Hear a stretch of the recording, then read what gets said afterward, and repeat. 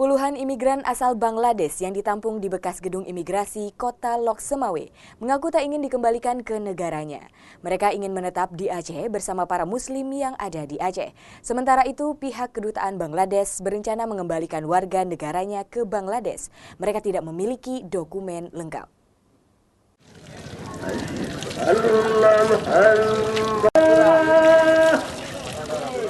Sekitar 47-an warga Bangladesh yang ditampung di bekas gedung imigrasi kota Lok Semawe berharap bisa menetap dan tinggal di Aceh. Mereka mengaku akan bekerja untuk menyambung hidup jika diperkenankan menetap di Aceh. Sementara itu, pihak Kedutaan Besar Bangladesh dalam kunjungannya beberapa waktu lalu di Lok Semawe menyebutkan para imigran asal Bangladesh ini dipastikan akan dipulangkan ke negara mereka.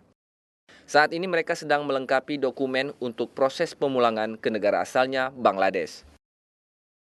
Sebagian imigran asal Bangladesh ini mengaku merasa susah jika dikembalikan ke negaranya di Bangladesh. Namun sebagian lagi mengaku pasrah.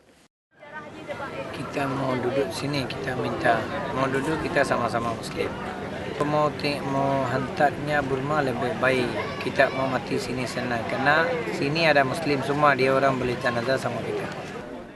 Mereka mengaku pasrah karena tidak memiliki paspor dan dokumen lengkap. Mereka mengaku akan mengikuti apa yang akan dilakukan pihak Kedutaan Besar Bangladesh. Sementara itu, hingga saat ini para imigran tetap melakukan aktivitas mereka. Setiap petang mereka melakukan olahraga di halaman bekas gedung imigrasi.